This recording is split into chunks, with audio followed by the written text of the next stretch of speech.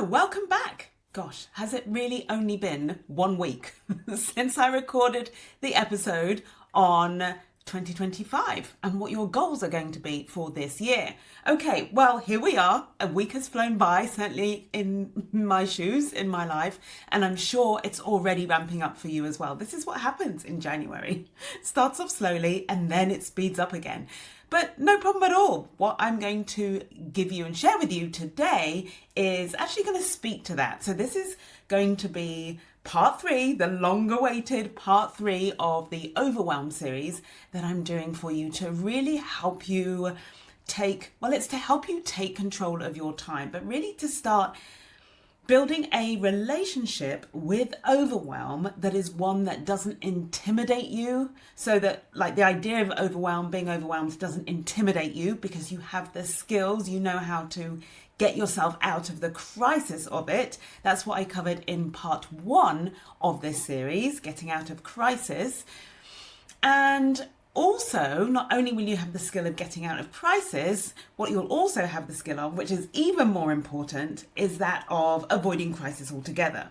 And there are 2 specific ways that I am teaching you to do that in this series.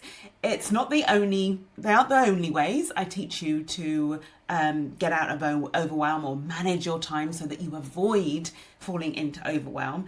There's a whole series of trainings that I give you when you join Be the First as a Black lawyer. When you join, you will get a whole series of trainings on how to take control of your time. So this isn't, of course, the whole training you get within the program. You want to join the program to get that, but it is a flavor of it. And it is already going to be something for you to start using that you can try and test out and use in the workplace, in your life, to get a feel for how different your relationship with overwhelm and with time could and can be if you're willing to do this work and follow what I teach you.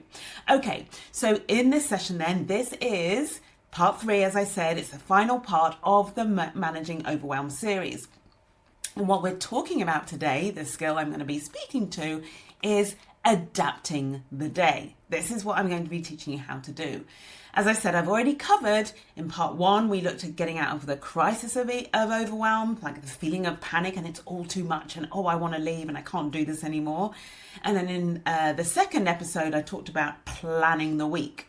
And this final part, adapting the day, is absolutely essential, a key part of planning the week, making that work for you. Now, I've already talked about the context of the teachings I give you in Be the First and how when you're inside that program, it's going to teach you what I call it and what that training is called is time control. So it's going to teach you and give you a set of skills that give you control over your time, right? So that not only do you get to avoid overwhelm, right? Falling into overwhelm and that being too much, but also it creates the space for you, creates the capacity in you and gives you what you need to progress to the next level.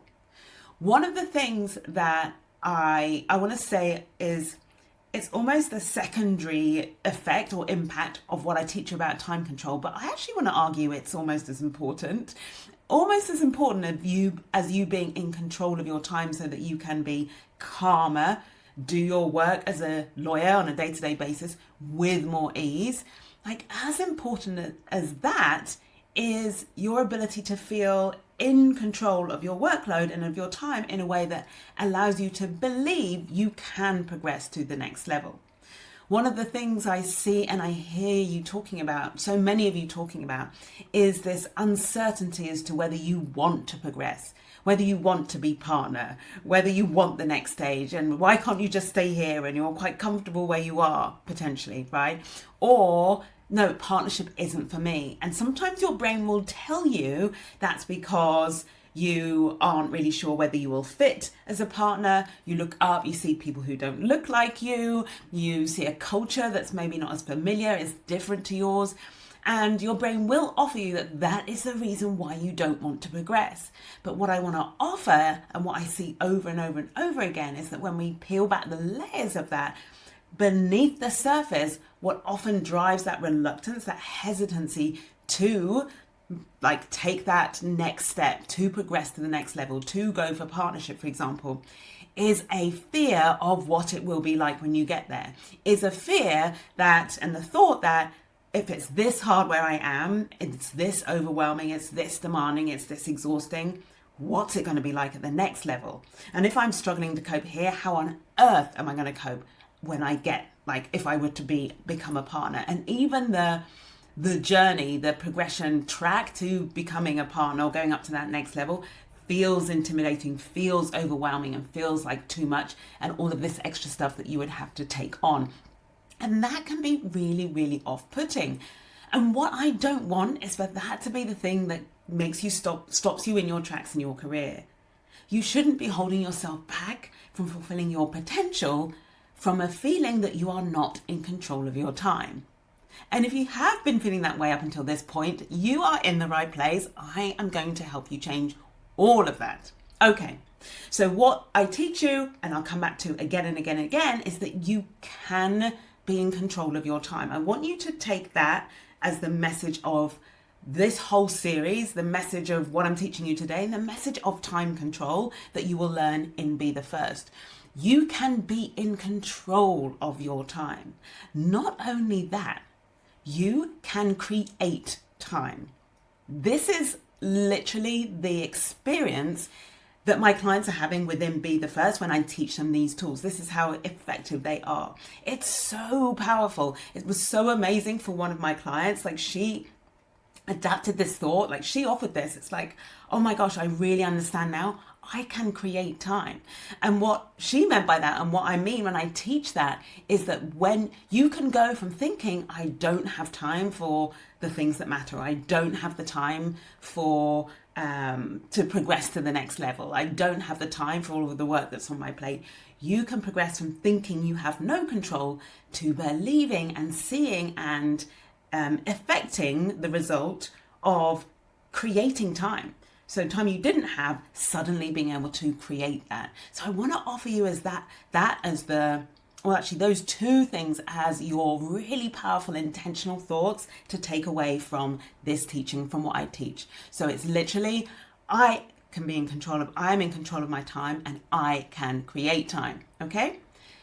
How you think about time, this is where I start. I start with your thoughts. How you think about it is extremely important. And one of the core things I teach you in Be the First is how your thoughts end up creating your results. And that's why it's so important at the beginning of all of this work I do with you around time, is I show you, I get you to look at the thoughts that you currently have about time. Thoughts like, oh, this industry is just too unpredictable. I have no control over my day. I never know what's coming in. Sound familiar? Thoughts like that. These are the thoughts your brain is offering you, or will offer you, whenever it feels like things are coming in, whenever it feels like you're busy. And because of the nature and unpredictability of of work coming in and the quantity and where it's coming from, it gives you that feeling that you have no control. And what I want to offer, and this may challenge you a little bit, but it's a little bit of coaching around like where that comes from. Right now, you think that comes from the circumstantial fact of this industry being unpredictable. What I want to offer is it's a very lazy thought for your brain to offer you. It's a lazy thought for you to believe about your role and what you're capable of doing and how you're capable of managing your time and controlling your time. It's a very lazy thought that completely... you hear repeated. It's just one of those things we say about being a lawyer and working in this industry. And of course, there's so much evidence. If we go looking for it, if we have the thought, our brain is going to look for the evidence that everything is out of our control, and we just like are these helpless victims to the work that's coming in. And this, I want to offer you. The thoughts like that, I have no control, this is all unpredictable, I never know what's coming in. This is what contributes to your overwhelm. This is what produces the feeling of overwhelm. Because overwhelm is nothing but that feeling that you are not in control, right? So what we're doing here is we're taking that control. And the way we start is by noticing the thoughts that you have that your brain offers you involuntarily, that your colleagues and your peers and people say and we bandy about casually, carelessly, without realizing that it's those thoughts that are driving our brain's search for the evidence that it's true and the feeling that that produces of being overwhelmed. So we're going to change all of that, okay? We want you feeling in control, that you can create time. So that's what I'm going to give you in this session, speak to that and give you a few practical steps about how to get there. Why be invested in this topic? Why spend the time? Why have I done 3 episodes? Why is there a whole series? Why is there a whole trainings within Be the First on this topic? Think about the overall impact of you taking control of your time. It's a subtle difference, but it's an important one. Number 1 is you will feel more in control.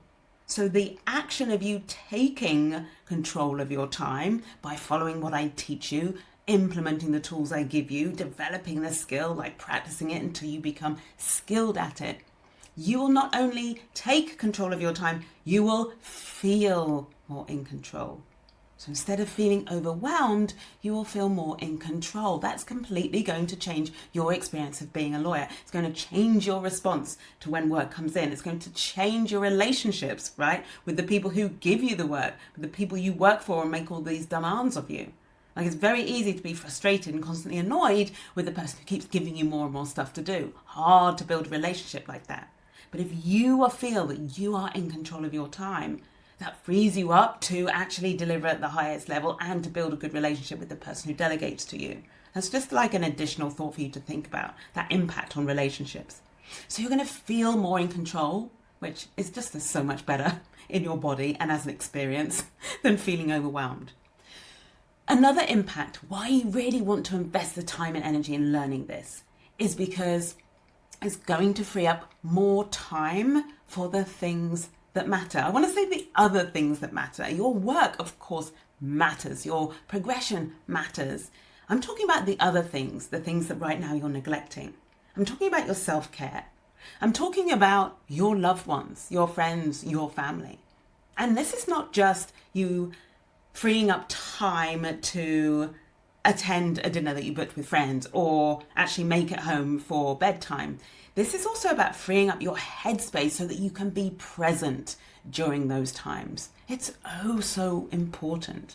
It's so easy to neglect that part of us when we have the things that feel like they're on fire and there's all this urgency and need for us to do more and more and more. Very easy, isn't it, for us to let those personal things slide. The other things that matter. We want to be prioritizing building this skill set so that there is time for the other things that matter and they aren't just neglected and you're always choosing work first. Not anymore. And I promise you, when you join Be the First as a mid to senior level black lawyer, I make sure, I was going to say, I don't let you progress unless, it's not quite as stringent as that. But I do want to emphasize that I don't let you progress at the expense of your personal life. We pay very close attention to what's happening outside of the progression track, right? So you may have heard me talk about the 4 progression pillars, the 4 pillars of career progression. I talk about your confidence in who you are. I talk about the recognition that you get along the way, just that feeling of being recognized for the contribution you make and the value you add. I talk about being able to lawyer with ease and about having better balance, like being able to have a balance between work and home. Those 4 pillars are required in order to sustain you as you progress. As long as you are looking after those 4 pillars, you can keep progressing at every single level, right? And that progress will be sustainable, it will be measurable, it will be enjoyable and fulfilling for you. Yeah, so I make sure we pay attention to that in Be the First. I'm not just about like, oh, you just go and get the next title and everything else be damned. Absolutely not. There are other things that matter and we make sure we create time for them. Very passionate about that. I know you're a human being, right? And you have a whole life and that life is so important. And you cannot be a success in your career, in my opinion, right? My view, if you don't know how to be a success in your personal life. It's really important. Another reason why this is worth investing your time in is because of how by doing this work and really taking control of your time, you are going to grow your capacity. This is something I explored quite a lot at the end of 2024. I really wanted to see, my coach was doing it a lot, and I was just in awe at the extent to which she was able to go from thinking she'd reached like the maximum of her capacity and capability to really seeing and pushing the boundaries of her capacity and finding out that was something she could grow. And so I experimented with this a lot myself and a lot with my thoughts around what my capacity was. And I really discovered that I have the potential and the possibility to just keep growing my capacity as I go. And one of the ways in which I learned to do that, and I want to offer you as a really positive, amazing result that you will get from this work of taking control of your time, is you too will then grow your capacity. Grow your capacity for other work that you have, so you feel less pressured, less stressed, less pressed, but also grow your capacity so that you are ready to take on the demands, responsibility of the next role, of your new relationship. There's a part of my brain still hung on talking about relationships, of the new leadership position, the new promotion, whatever your progression is. Okay, so growing your capacity for that so that when you get there, you're able to sustain it and stay there. Okay, another benefit for you of doing this work, and this is so interesting to me, I was talking about this in the coaching sessions this week, you become more valuable. The person who is in control of their time, who manages their calendar well, who says no when they know they don't have the capacity to achieve something or aren't going to be able to get it done in the deadline. So who manages expectations, who is able to say yes because they know the capacity that they have, or I don't want to say free time, that just seems like a crazy thing to say. They know they have this free time. It's not that it's free time, they know they have capacity, right? I guess that's coming back to the same word. Like, what's more valuable, that person or the person who feels constantly overwhelmed, always stressed, it's all too much, says yes to every request of work that's like delegated to them, says yes with no idea whether they can get them done in time, whether they can get them done to the right standard, says yes and then often has to perhaps let you down or say, I can't meet that deadline at the last minute. Think about that as a piece of value. I'm going to be talking more on the podcast, and because we're going to be coaching on this in Be the First. So when you join, this is also something I will coach you on at a deeper level and walk you through the steps of. But it's around your value and adding value, showcasing your value. So showing people how valuable you are. And in order to do that, this is a slight digression, but to put it in the context, to put the value of taking control of your time into context, one of the ways of like showing people how valuable you are, or rather one of the precursors and essential, one of the first steps, is you've got to understand what is valued, right? So there's your inherent value as a human being. I'm not talking about that. I'm talking about your value as a person in your role in the workplace, right? Your value to your firm, your value to your clients, your value to your employer. And so we look at, in the program, well, what is valued? And so what I want to offer is being someone who is in control of your time. You're not rushing around. You're not constantly stressed. You're not always saying, I'm so busy, I'm so exhausted, it's all too much. Like, the experience of working with you is a really clean and organized and calm one. That is valuable. That is valued. Your clients, when choosing between two firms or two contacts they have in different firms, right, who can do more or less the same work, they are going to choose the person with whom they have the best experience of working. Yes, that is in part down to your relationship, but it's also in part due to your organization and the comfort you create and confidence that you create and build in the client, seeing you as that kind of person. They're going to look at you and think, I know I'm in good hands. I know my lawyer is not going to miss anything. They've got it all covered. They've thought of everything. They're going to get things to me on time. So I want you to also think about the value of being someone who is in control of their time, as opposed to overwhelmed and stressed. Because our clients pick up on that. They do know when that's how you feel energetically. We communicate that. All right. So all of those amazing benefits, and not forgetting, of course, the fact that you have then also, you're creating time to work on your progress.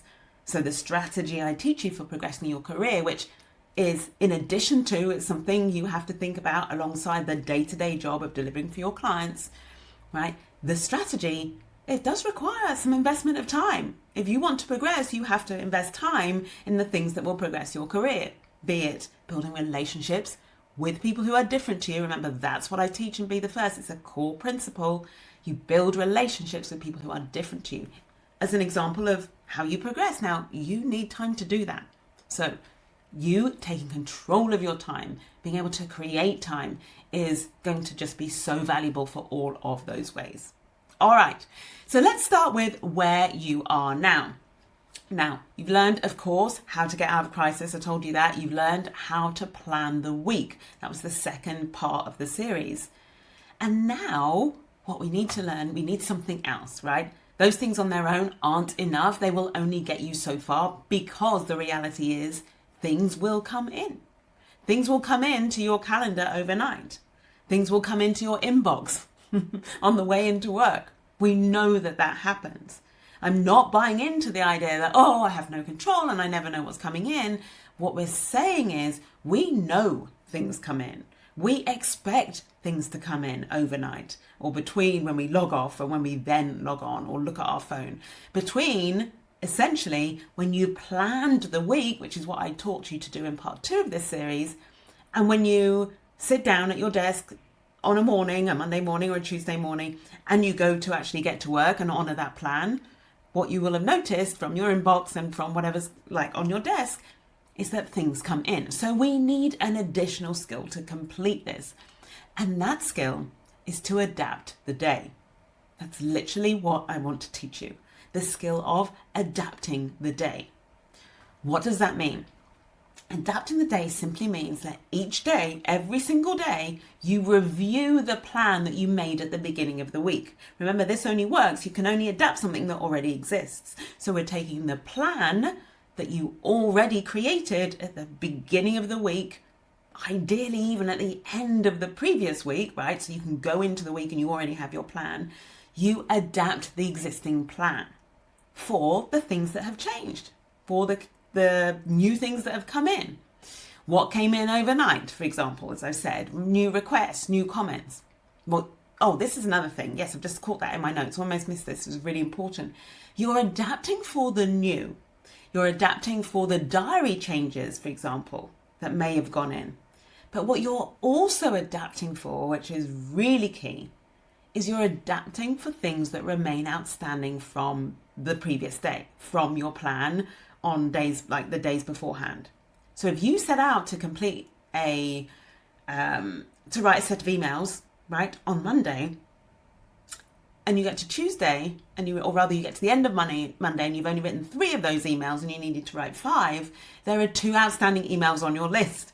So they become something that needs to go into the plan for Tuesday or some other day of the week, right? We don't want to just forget about things, because so often there'll be something that was in your plan you set out to do, you underestimated how long it would take or what you would need, you didn't have what you needed to get it done, and it will overflow into another day. It will carry over. So what you're doing when you adapt the plan and you take this approach of doing it every single day is you are allowing also for the, let's call them the known unknowns, right? Because you knew what you had to do the day before, but perhaps you didn't know you weren't going to finish it. And therefore, it's become something you have to find a place for in your calendar going forward.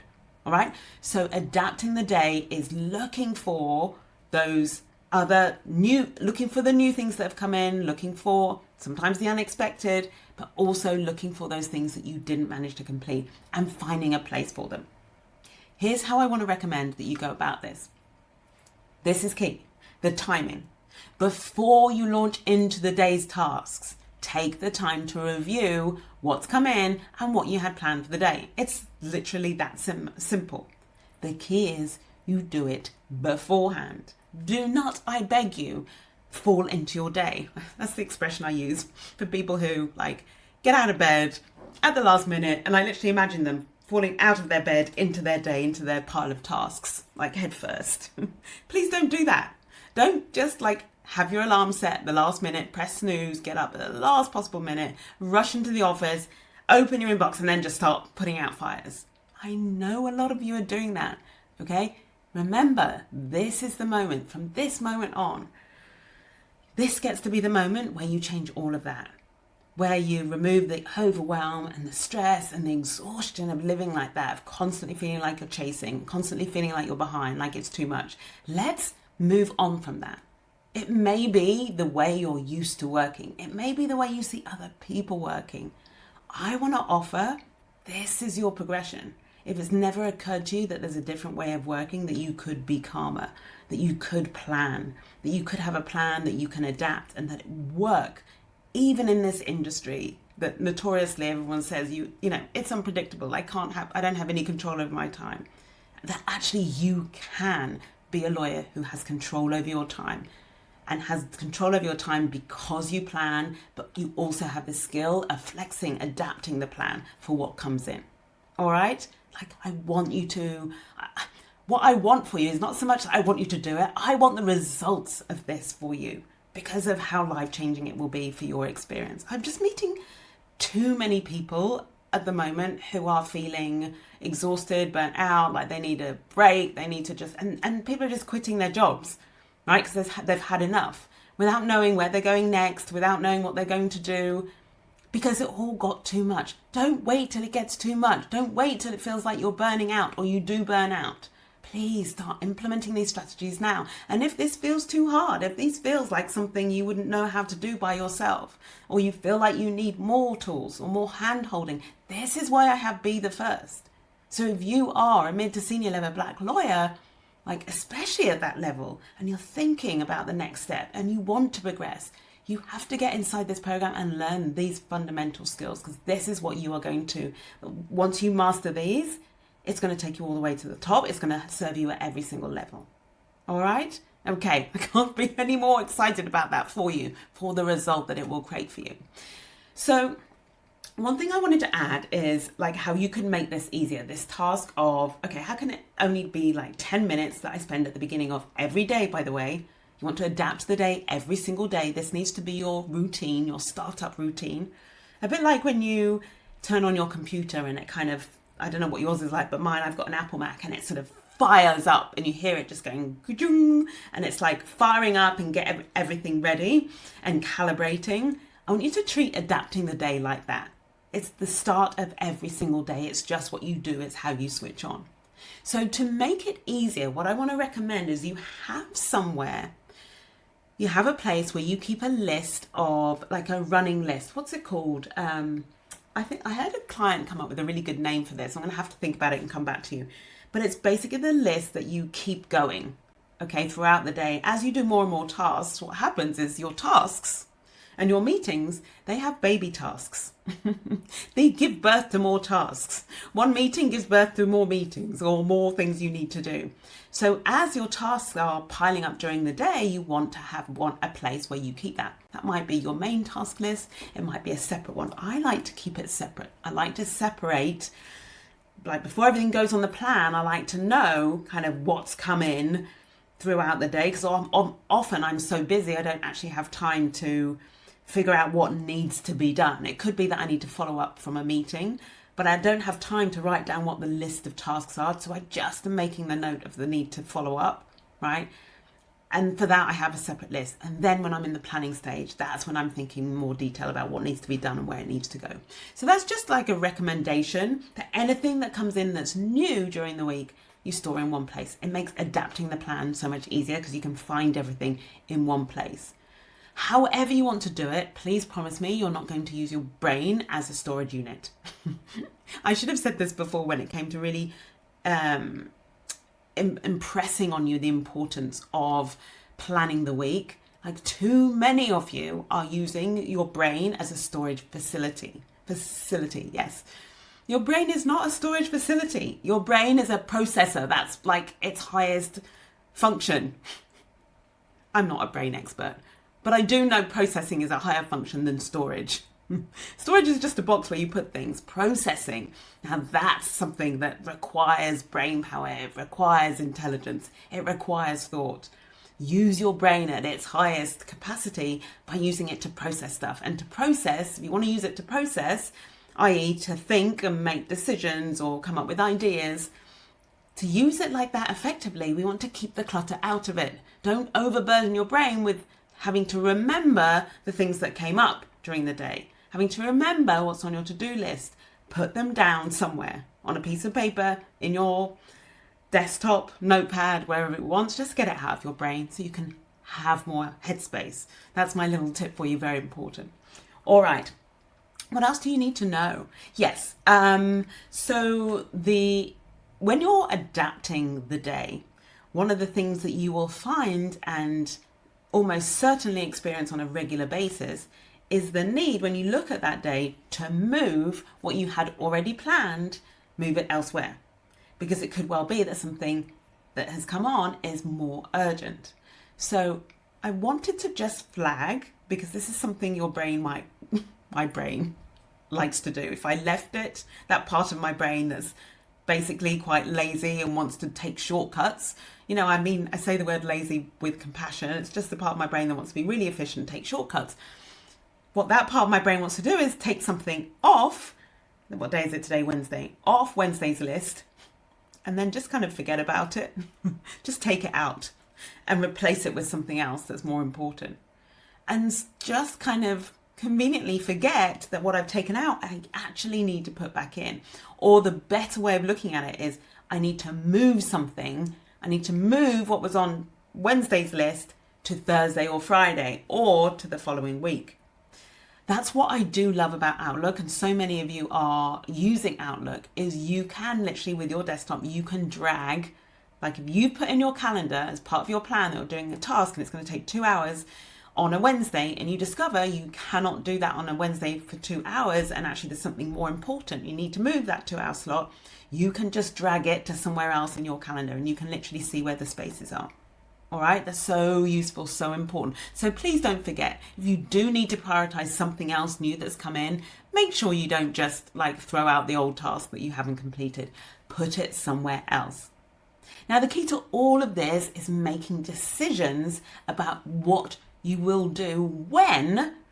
So what you're going to do, when you're going to do it, but making the decisions about that with your planning brain, not with your firefighting brain, the part of your brain that wants to be reactive. And I have to admit, there's something about the kind of getting a kick out of being in the buzz of it and, putting out fires and troubleshooting all the things, but doing it in a kind of very reactive way. There's something a little bit sexy about that gets people in the zone and feeling like, whoa, I'm firing on all cylinders. And that's great. If that is your jam and you enjoy doing that, sometimes then I just want to offer, you get to keep that, but only if it's creating good results for you. Only if it's working for you. Only if it doesn't cause overwhelm for you. Only if you feel that even working like that, you still have the headspace for higher level thinking. You still have the capacity to grow to your next level. You still have the time for the other things in your life that matter. And most importantly, you feel calm and at ease in your work. If that's all true, then you can do all the firefighting you want. But if it isn't true, if any one of those things is missing for you, then it's really important that you know there's a planning part of your brain and we want to activate that. We want to lead with that. This is how you take control of your time, by actually putting that part of your brain in the driving seat and not being driven around or led by the firefighting brain. I hope that makes sense. If it doesn't, you've got any questions, message me on social. I'm predominantly on LinkedIn. I'm in and out of Instagram at the moment, just feeling my way around Instagram and TikTok. So please do reach out to me there if they're your preferred platforms, but I'm definitely on LinkedIn for sure, more frequently. Okay, that's it. That's the end of Adapt the Day. I hope you found the Overwhelm series really useful, at the very least, at the very bare minimum, as an enticement, an invitation for you to let go of the old beliefs about what it means to be a lawyer and having no control of your time and being the victim of the circumstances of things coming in and, it being out of your control. I want to invite you to let go of all of that and step into a new version of yourself this year, 2025. Let this be the year you take control of your time. And in doing so, let this be the beginning of you having more capacity, the desire and the capacity to progress, time for all of the other things that matter, and also to feel so much more ease and calm in your day-to-day experience of being a lawyer. That's it from me this week. If you are a mid to senior black lawyer, and this is the work you know you need to do, this is your growth, or even you just want the experience of feeling more calm and in control in your career, I want to encourage you to join Be the First. This is the career progression program for black lawyers. I teach you, I give you the strategy that covers everything you need to do to progress to the next level. And I do it and I teach it in a way that is tailored and speaks specifically to the challenges you face as a black lawyer who is succeeding, striving to progress in a majority white world. This is the experience I speak to. Yeah, this is what makes this program so unique and so perfect for you if this is where you are at. So don't hesitate. If you're listening to these words, you want 2025 to be the year that you progress, you want to have more control over your career in 2025. Be the First is where you need to be. And I'm waiting for you. Book a consult with me if you have any questions about whether it's for you, whether you join Be the First, how you might work with me. I will put a link in the show notes to how you can book a consult or in the video notes. And I will see you, if not on a consult very soon, then I will definitely see you in the program, the next round of Be the First in a couple of months. All right, that's it from me. Hope you found this useful. Let me have your comments on social media. I'll be back next time. Bye for now.